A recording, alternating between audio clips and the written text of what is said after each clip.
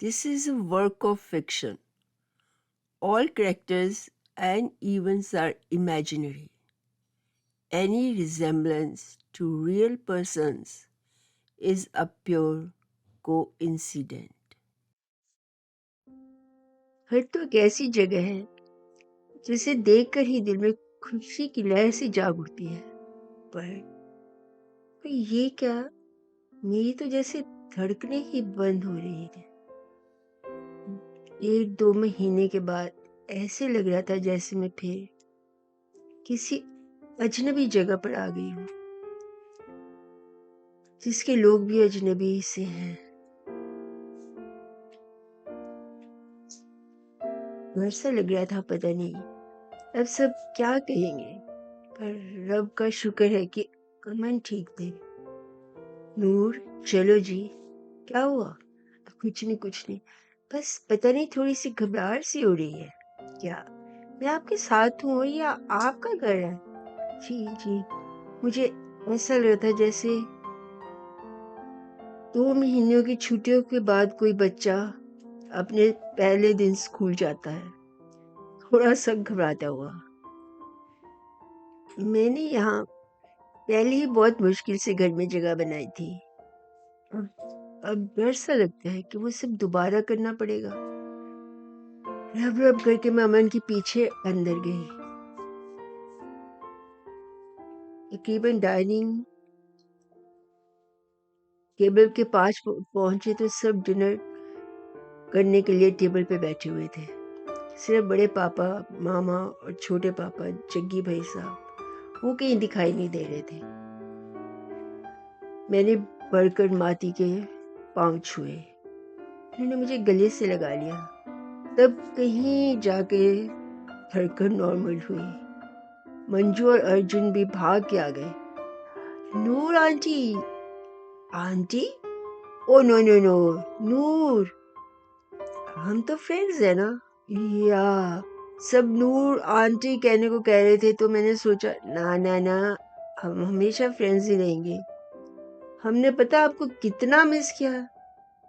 मैंने भी आप सबको बहुत मिस किया, पर एग्जाम खत्म होते ही वापस आ गई। तब मैंने सबको मिला और बुआ जी को माथा टेका। ठीक है, दिल में आया यार, ये नहीं बदलेंगी। आपका क्या हाल है बुआ जी? मैं थोड़ा फ्रेंडली होना चाहती थी। ठीक है, मन्नू की होना। फोन किया सी अम्मा ने, तेरे डैडी ने क्या कि शिमला गई हुई है अपने दोस्तां नाल। वो असल में हाँ कुछ बहाना बना दे। नहीं, सब दोस्त कह रहे थे कि पता नहीं इसके बाद हम मिलेंगे भी कि नहीं, तो 2 दिन के लिए हम सारे फ्रेंड्स शिमला चले गए थे और मेरे साथ मौली, यूवी और धूप भी चले गए। बस ऐसे लगता था इसके बाद पता नहीं हम सब फ्रेंड्स और सब कब इकट्ठे होंगे। 2 दिन के लिए इकट्ठे रहना चाहते थे, तभी चले गए। सबका लास्ट ईयर था, पहले तो पढ़ने से ही टाइम नहीं मिला, बस इसीलिए तभी माती ने कहा राम कौरे बच्ची चली गई तो कोई गल नहीं, अमन पता सी सानू भी दस देंदी। हाँ ठीक है। तभी गीत ने बात पलटी। नूर, एग्जाम कैसे हुए? अच्छे हुए। ता हुन बाद विच पता लगू चंगे हुए ने के बुरे। नहीं बुआ जी, अच्छे हुए हैं। चलो आप जाओ और फ्रेश होके आ जाओ, फिर इकट्ठे हमारे साथ ही खाना खा लो। जी। तभी कबीर ने भी कहा नूर, बहुत अच्छे आपके पेपर हुए होंगे, जरूर अच्छे मार्क्स आएंगे। Thank you so much, I think so. हम ऊपर चले गए। फ्रेश होके हम नीचे आ रहे थे कि अम्मा ने मुझे जोर से हक दिया। I missed you a lot. Really? मैंने प्यार से थोड़ा पीछे हटाया। चलो नीचे, नहीं तो बुआ जी फिर कुछ ना कुछ कहने लगेंगी। अरे ये बुआ जी का क्या करूं।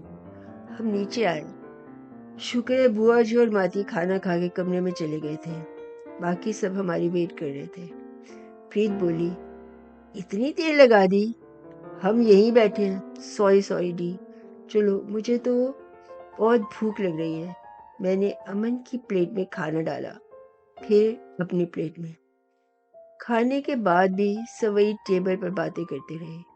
मैं बताती रही कि कैसे मैंने मुश्किलों से 2 ट्यूशन्स के सहारे कोर्स कंप्लीट किया, पर पेपर अच्छे ही हो गए। तभी प्रीत बोली, चलो क्या सारी रात यहीं बैठ के बातें करनी है। प्रीत को शायद मैं ज्यादा पसंद नहीं थी या क्या, आई डोंट नो, पर मैं चाहती थी कि घर में मैं सबसे फ्रेंडली हो जाऊं और सब मुझे अच्छी तरह से अपना ले। मंजू और अर्जुन मेरे साथ ही कमरे में आ गए। मैंने उनके लिए शिमले से थोड़ी सी गिफ्ट्स ली थी। मैं उन्हें दिखाने लग गई और उन्हें अच्छी लगी। तभी रावी आ गई। बच्चों चलो, बड़ी मामा आ गई है, तुम्हें गुस्सा करियो बुला रही है ਤੁਹਾਨੂੰ कमरे च। कह रही है जब तक सुते क्यों नहीं, सवेरे स्कूल जाना है। प्लीज नूर आप साथ चलो, नहीं तो हमें बहुत डांट पड़ेगी। चलो चलो, मैं भी उनको मिल लूंगी। जब कमरे में पहुंचे तो बड़ी मामा काफी गुस्से में थी। मैंने मामा पापा को मत्था टेका। पापा ने अच्छी तरह से पूछा, नूर बेटा सब ठीक रहा? जी जी जी। पर बड़ी मामा ने कहा, नूर सुबह मिल लेती, पता है ना सुबह बच्चों ने स्कूल जाना है, कितनी देर हो गई। सॉरी बड़ी मामा, गुड नाइट। और मैं आ गई। मेरे दिमाग में आया कि अमीर लोग बाहर घूम फिर के आते हैं बाहर से, और आते ही गुस्से में क्यों होते हैं, प्यार से भी तो बात कर सकते हैं। तभी मैं नीचे आ गई कि सबको गुड नाइट कर दो। पॉल पाजी बहुत ही प्यार से मिले। नूर बेटा आई मिस यू। मैंने भी बहुत प्यार से उन्हें मिला। जस्ट इमेजिन, पॉल पाजी जो बीमार भी थे पर तब भी हमेशा इतनी स्माइल करके और अच्छे से मिलते थे। देख सबको सीखना चाहिए, पर वही ना, सबकी अपनी मर्जी है, सबकी अपनी नेचर, किसी को बदला तो नहीं जा सकता। सबको मिलके जब मैं आने लगी तो बुआ जी बोली, भूलना जाई कि सवेरे काम भी हुंदा है नीचे। जी जी नहीं, मैं सुबह ही आ जाऊंगी। कमरे में अमन चेंज करके बेड पे बैठे थे, शायद कोई फाइल देख रहे थे। नूर आपने बड़ी देर लगा दी। जी जी मैं नीचे चली गई थी, बस अभी चेंज करके आई। बाहर आई तो रावी 2 कप कॉफी रख के गई थी। अरे आपने कॉफी मंगाई? जी, आपके बिना कॉफी पीने का तो सवाल ही नहीं उठता। चलो बाहर बैठकर पीते हैं और आप मुझे सब कुछ बताओ। हम बातें करते रहे। अमन बाकी कल, अब सोते हैं, कल सुबह उठना भी तो है। आपने क्यों, आप तो अभी आई हैं, 2-3 दिन रेस्ट कीजिए। मेरी हंसी निकल गई और मैंने कोई जोक सुना है? नहीं नहीं, मुझे हंसी आई कि जब मैं ऊपर आ रही थी तो बुआ जी बोली, याद है ना घर के काम? भी मैंने भी बोला, जी जी मुझे याद है, सुबह ही आ जाऊंगी। तभी अमन भी हंसा। चलो चलो फिर तो टाइम वेस्ट नहीं करते। अरे आ जाओ यार, लाइट तो बंद करो। मैं दिल से खुश थी कि अमन ने मुझे मिस भी किया और ठीक भी है। सुबह ही मैं नीचे चली गई। तभी राम प्रसाद ने कहा, बाबूजी आपके आते ही रौनक सी आ जाती है। ये तो कोई किचन में ही नहीं आता, सब अपनी अपनी जगह पे नाश्ता चाय मंगवा लेते हैं। सबको मिलके मैं चाय के साथ जल्दी से ऊपर चली गई। अमन आप तैयार भी हो गए? हाँ हाँ हाँ, आज एक मीटिंग है तो शाम को भी थोड़ी देर हो जाएगी। क्यों प्लीज? सॉरी। अच्छा आंखें बंद करो। क्या? प्लीज। तभी अमन ने मुझे मेरे हाथ में एक पैकेट रख दिया। अब खोलो। अरे गिफ्ट! मैंने उन्हें केक पर छोटी सी किस दी। रेड एंड वाइट शिफॉन की साड़ी थी, ब्यूटीफुल। उन्हें पता लग गया था कि मुझे शिफॉन की साड़ियाँ बहुत अच्छी लगती हैं। आपको पसंद आई? आपकी चॉइस बहुत ही अच्छी है, कोई शक? खुद ही आईने में देख लो, पता चल जाएगा। मेरी चॉइस इज द बेस्ट। आज आपको ऑफिस क्यों जाना था? प्लीज मत जाओ।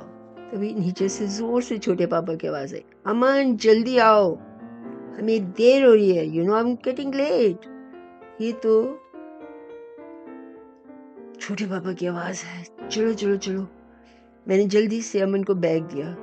अरे आपको तो मेरे से भी ज्यादा जल्दी हो जाती है छोटे पापा की आवाज सुन के। हाँ, पता नहीं क्यों मुझे एकदम घबराहट सी हो जाती है। घड़ी और वॉलेट भी लेके जाना, प्लीज जाओ। He just walked and naughtily winked at me. मैं भी पीछे से नीचे गई और छोटे पापा को मिली। वो हमेशा प्यार से ही मिलते थे। छोटी मामा, वो तो अभी लंदन में ही थी। देर हो रही थी शायद, दोनों बाहर चले गए।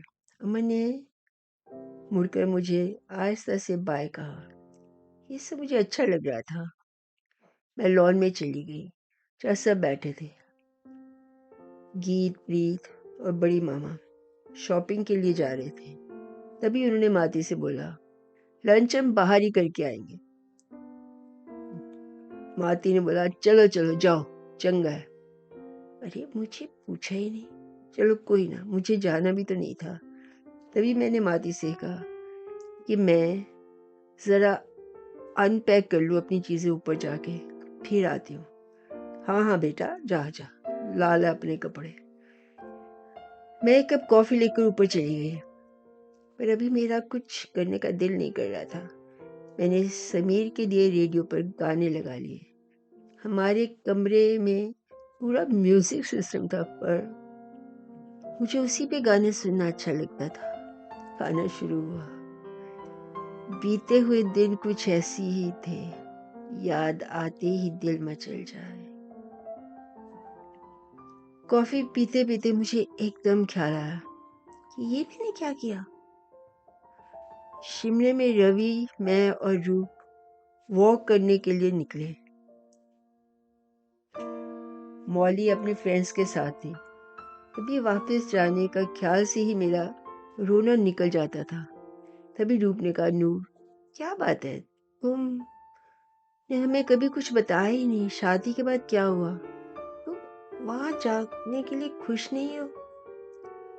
जब से एग्जाम खत्म हुए ये 2 दिन में देख रही हूँ तुम एंजॉय भी नहीं कर रही और बात बात पे रो पड़ती हो। अमन अमन जीजू अच्छे हैं ना? असल में सच सच बता, रवि बोला। और तुम क्या कह रही थी कि समीर ने तुम्हें बचाया और सेफली कसौली लेकर आया? मैं भी पूछना चाहता था पर टाइम ही नहीं मिला। मैं जब भी आया तुम पढ़ रही होती थी और मैंने तुम्हें डिस्टर्ब करना ठीक नहीं समझा। पर अब तो बता सकती हो। पता नहीं यानी क्यों मैंने दोनों को सब कुछ बता दिया, शुरू से अब तक। रूप का तो रोना ही बंद नहीं हो रहा था। तभी रवि ने कहा, नूर तो वहां कैसे रहेगी और तुमने मासी को क्यों नहीं बताया? तभी रूप बोली, उनको कहने का कोई फायदा नहीं, क्योंकि वो तो नूर की। रूप क्या कह रही है? किसी को भी बताने का फायदा नहीं। मैं नहीं चाहती थी कि रवि को पता चले कि मॉम असल में मेरी मासी है, मॉम नहीं।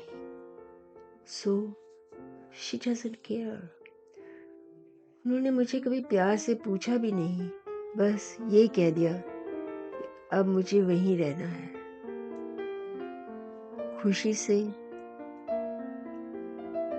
या सब सहारते हुए।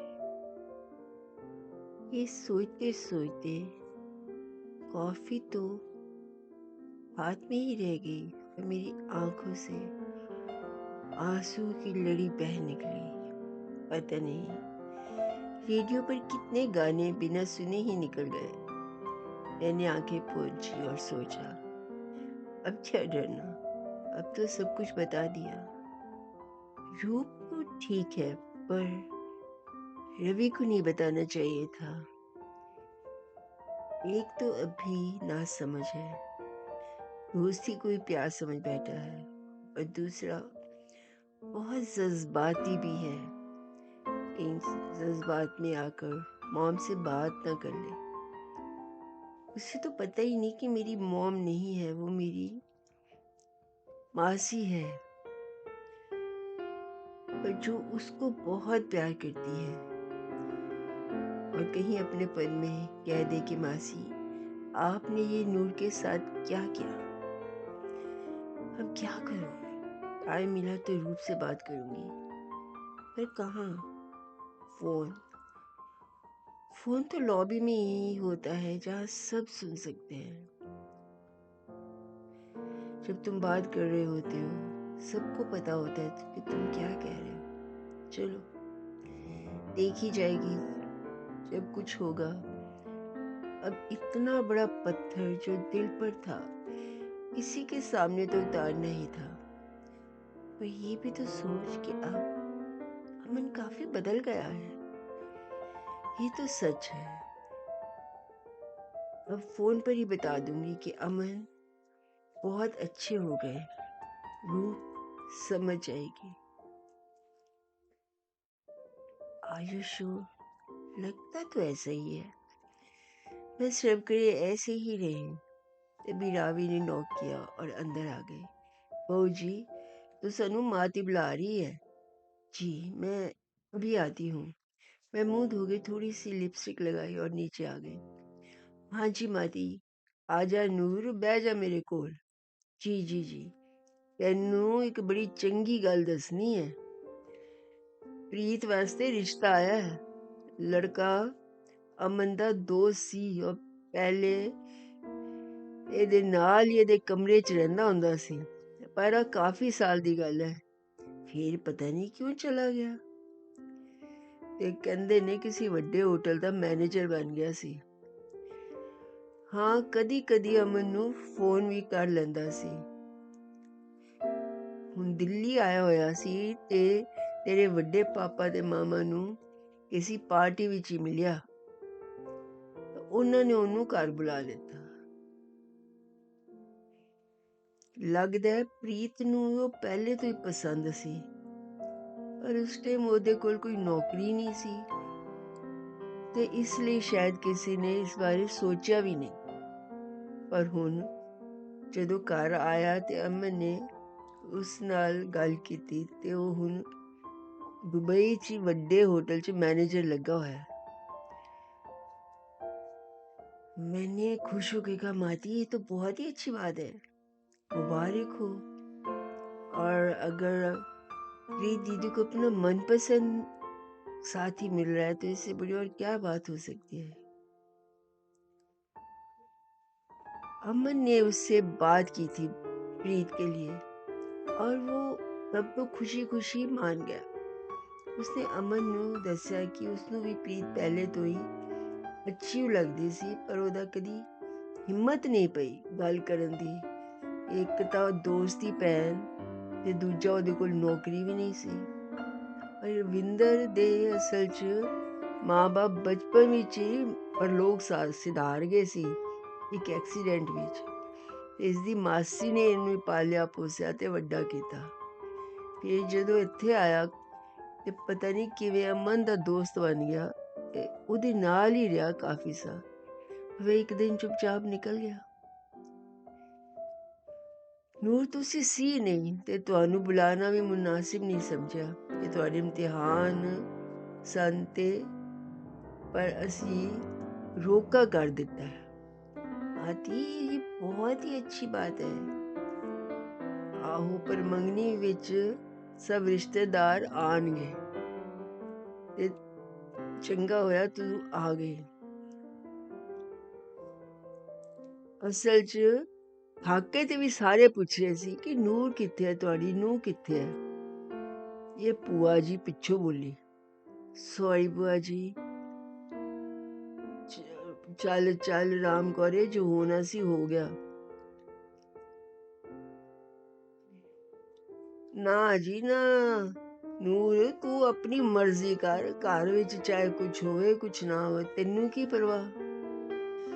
ਨਾ ਰਾਮ ਕੌਰੇ, ਇਹ ਤਾਂ ਮੇਰੀ ਨੂੰਹ ਦੀ ਚੰਗੀ ਤਕਦੀਰ ਹੈ, ਸਾਡੇ ਘਰ 'ਚ ਖੁਸ਼ੀਆਂ ਲੈ ਕੇ ਆਈ ਹੈ।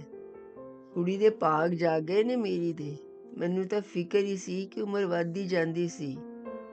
थैंक्स बाती, पर इस तरह की कोई बात नहीं। प्रीत जी की किस्मत तो वैसी बहुत अच्छी है। आहो, है ही साडी प्रीत लखा वर्गी, नूर दा की काम।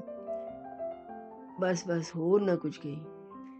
शादी भी इसी महीने ही रखी है, अजे तरीक पक्की नहीं हुई है। ताइयों दोनों भाभी नाल शॉपिंग करन गईयां ने। जी, मैं बहुत ही खुश हाँ प्रीत दी के लिए। बुआ जी बोली, ले तेनू अमन ने दसिया नहीं? जी जी नहीं, ये किवें हो सकता है? पता नहीं। तभी रावी काफी बैग उठा के अंदर आ रही थी, उसके पीछे रामू। तभी सब अंदर आ गए। बड़ी मामा बोली, भाई आज तो थक गए, पर काफी शॉपिंग हो गई। कॉन्ग्रेचुलेशंस प्रिंदी, थैंक्स नूर। और मैं उसके गले लग गई। I am so happy for you. सब डाइनिंग टेबल पर आ गए डिनर के लिए। तभी माती ने अमन से कहा, तू दसिया नहीं नूर नू कि प्रीत दी हाका हो गया है? सॉरी माती, बस ख्याल ही नहीं आया। क्यों, जदों नूर नू देखदा है तो सब भूल जाना है? बुआ जी बोली, प्लीज, ये बड़े पापा थे, हुन दस दिता ना, बस ठीक है। शादी में दिन थोड़े से है, बस काम इतना ज्यादा कि ये दिन पता ही नहीं चलेंगे और शादी नजदीक आ रही है। सुबह जब मैं उठ के नीचे जाने लगी तो बड़ी मामा दरवाजे पे थी।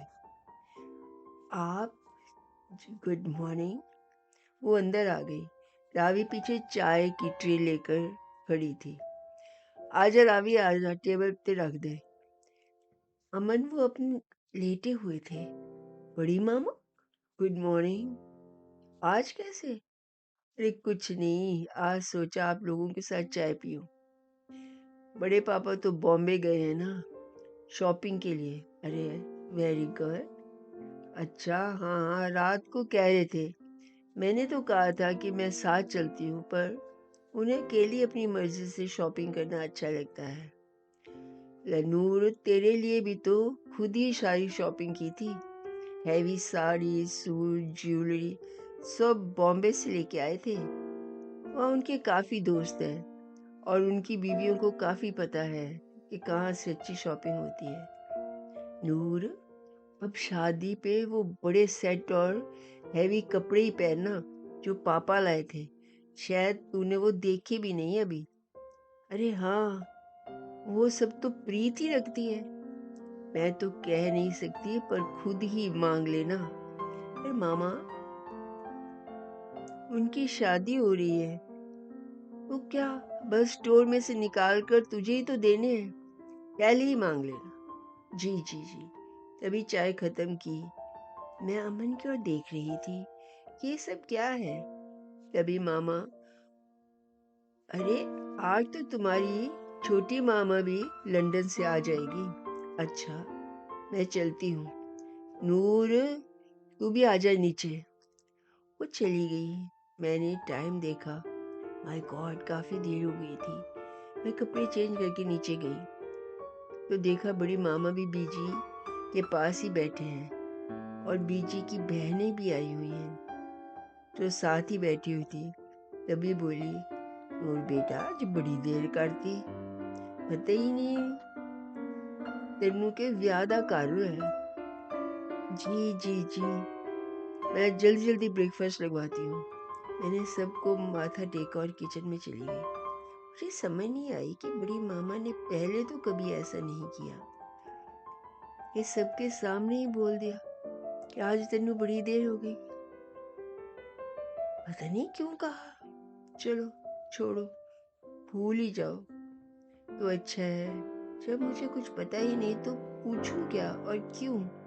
थोड़ी देर में देखा कि अमन और रविंदर दोनों बाहर जा रहे थे गाड़ी में।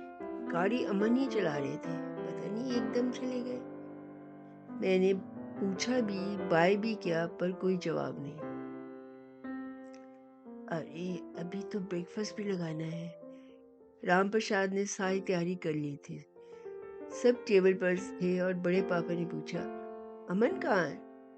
और रविंदर भी दिखाई नहीं दे रहा। जी पापा, मैंने देखा था दोनों को, वो बाहर जा रहे थे। मैंने पूछा भी, पर अमन ने मुझे ना तो बाय की ना कुछ बताया।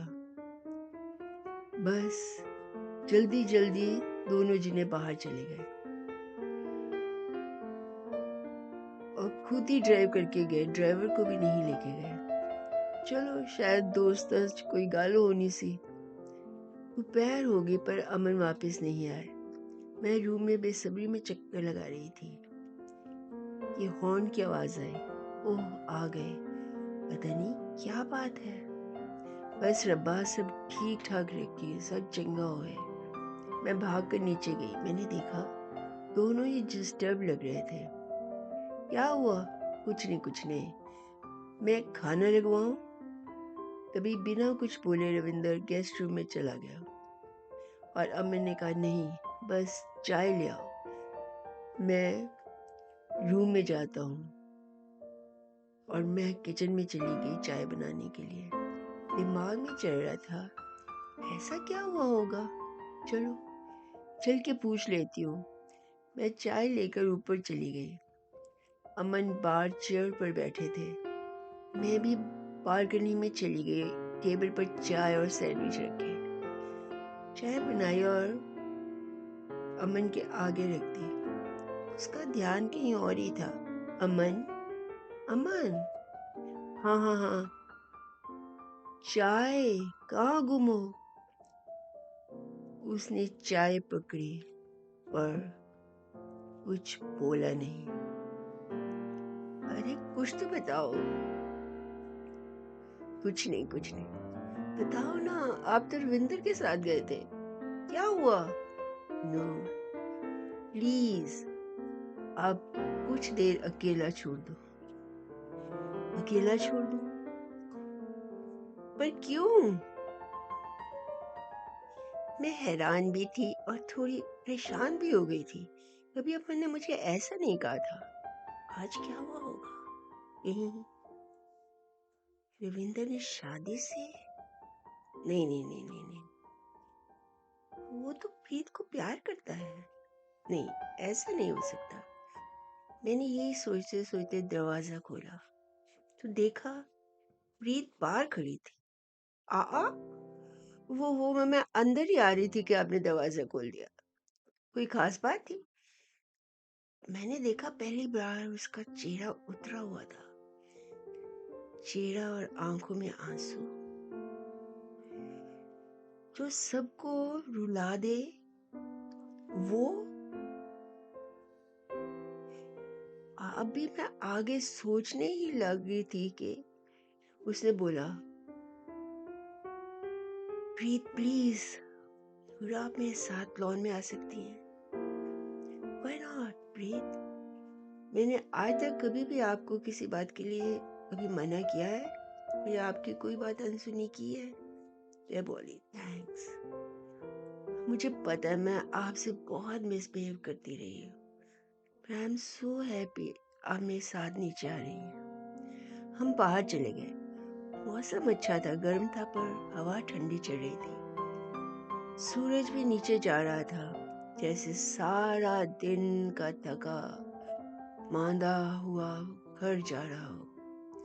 तभी मैंने प्रीत की ओर देखा, फिर मेरे गले से लगकर रोने लगी।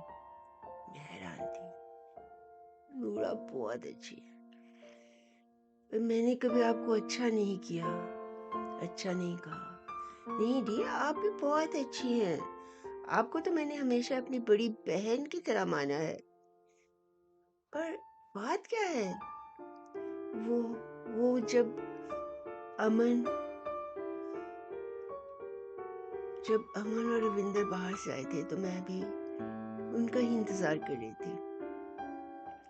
अमन को एकदम ऊपर चला गया। तभी मैंने रविंदर को पूछा, क्या हुआ है? प्रीत प्लीज कुछ ना पूछो, ये शादी होना मुश्किल है। मैं बिना घर वालों की परवाह किए उसे बाहर ले आई। अब बताओ मैं क्या बोली, ये मुझे भी समझ नहीं आया। तुम अब भी वही दोहरा रहे हो। मैं भी क्या बोल सकता हूँ, जब इतने साल पहले मुझे छोड़कर चले गए थे और मैं तुम्हारी तभी तक उसी लम्हे में जी रही हूँ। कई मौसम बदले, महीने साल बदले, ना तो तुमने कोई रास्ता रखा ना कोई दिया है। और मैं और मैं तुम्हारी याद को उड़े हर रिश्ते जो भी आधा था मुंह फेर लेती थी। तुम्हारे लिए घर वालों से कितनी बातें सुनी कि तेरे कारण गीत भी बैठी रहेगी। या व्हाई डोंट यू अंडरस्टैंड? मैं आपसे तब से प्यार करती हूँ जब आप अमन के साथ हमारे घर रहने आए। तब आपको भी तो मुझसे प्यार हो गया था। क्या वो सब झूठ था? अब क्या हुआ जब सब मान गए? तब तो आपने ये बहाना कर दिया था ना कि मेरे पास जॉब नहीं और तुम बहुत अमीर घर की लड़की हो, वगैरह वगैरह। मैं तब भी उसी तरह ही जैसे आप थे आपकी होना चाहती थी, पर आपने मना कर दिया।